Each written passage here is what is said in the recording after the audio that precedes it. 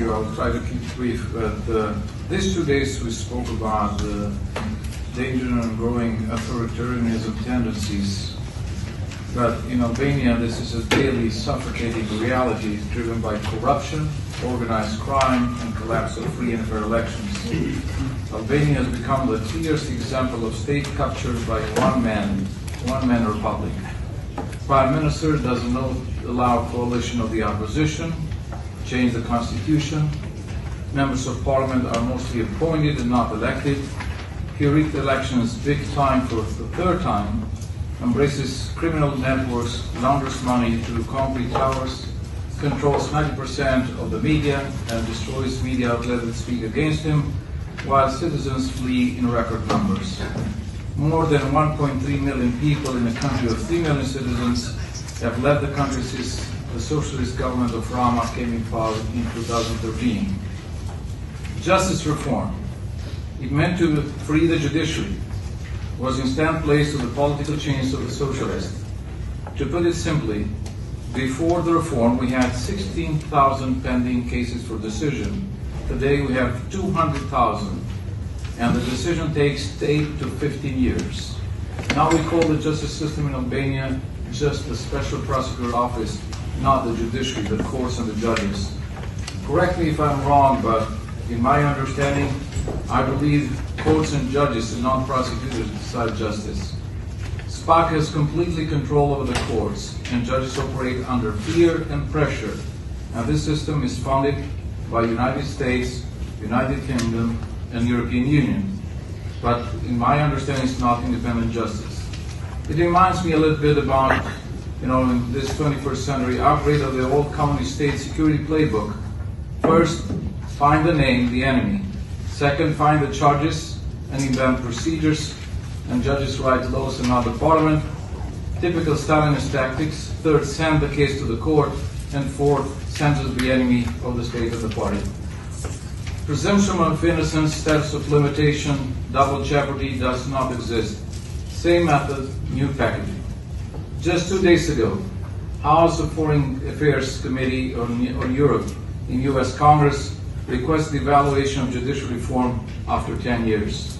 And I hope the other countries, especially the IDU family, will do the same. Meanwhile, Albanians face a demographic collapse. Our friends from Fratelli d'Italia noted when they spoke in the IDU forum that illegal migration to Italy is dropping because migrants fear that they might end up not in Italy, but in Albania. And why this fear? Because Albania today is not a country to build a future. Even illegal immigrants from America cannot really build something in Albania, from Africa. Young Albanians, talented people, leave because they feel unheard, unemployed, unprotected, and underrepresented. The opposition is hunted. Free elections are denied. Rights are silenced. Hope is drained. Let me quote some parts from the OECD report. Albania witnessed open violations of free and fair election standards, where the ruling party, Socialist Party of the state, and organized crime fused in one. Vote buying was rampant. Intimidations, misuse of public funds, and criminal networks were openly working to influence electoral outcomes. According to the report, clear evidence shows that use of judicial and political motivated arrest and prosecution of opposition leaders before the elections. And while the nation's empties, Prime Minister is happy, and some in Brussels call this success because they find Rama amusing. But here's lies the great paradox, because in Brussels, even some of our IDU friends choose to look away. They claim elections were free, contradicting their own reports. They accept the propaganda or the truth. And one more thing. They have reached to the absurd point because when we hired Trump campaign manager to support us for parliamentary elections, we are treated as being anti-European. Albania grows older, weaker, emptier, and yet the rule of Rama smiles and is happy. Let me end by comparing with the situation in Georgia. The IDU executive has, approved resolution about the arrest of Saakashvili, but now in Georgia they are arresting every political activist, and Albania is not far from that reality. And that's why we wrote this resolution, my colleague Vokshi, on behalf of our two parties, and we hope in your support. Thank you. Thank you, Elvana. Chairman Harvard, thank you, Tina, for making sure we endorse this resolution. And thank you, EPP, for deciding to have a fact-finding mission in Albania very soon. I think it's time to discuss, and everybody knows what's happening in Albania. Fatmir mentioned the OSCE OD report of the 11th of May 2025. And I do believe that everything starts with elections, it ends with elections, and the way how people vote will decide how the country will govern in the forthcoming year. In Albania, the vote was deviated, intimidated, threatened, vote stolen, violated. So, can it be democracy? In Council of Europe a few weeks ago, Albania was described as electoral authority. So, the elections are held, but they are not free and fair. There are several parties that participate in the elections, but all leaders of the opposition are arrested, imprisoned, persecuted, so the opposition is silent. And also in electoral autocracies, there is one person that has all the powers in one hand. Media is silent, civil society is silent. That's why the parliament is not functional. There are no checks and balances. All the hearings, interpellances, inquiry committees are refused. We cannot control. Parliament does not control and oversight the government and other powers. But let me just at the end mention that the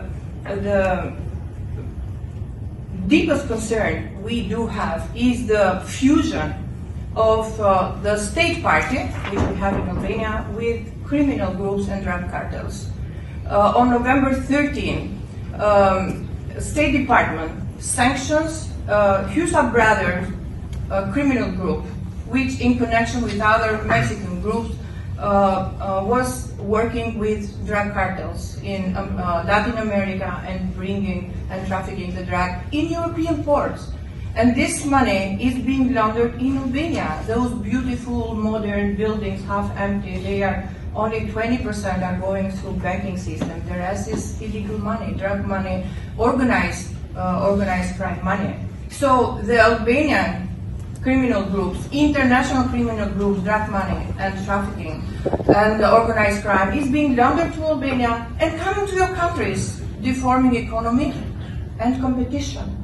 Albania is becoming a safe haven for criminal groups, drug cartels and money laundering. That's why I want to raise the attention. We need support to stop this in Albania and not exporting in your countries. So please do help with approving this resolution. Do help us in making sure there is a merit-based succession process, and help us in fighting the corruption, fighting the money laundering, and of course make sure that we have maybe a solution might be like Macedonia, caretaking government, to support integration process and restore democracy in Albania. Thank you very much.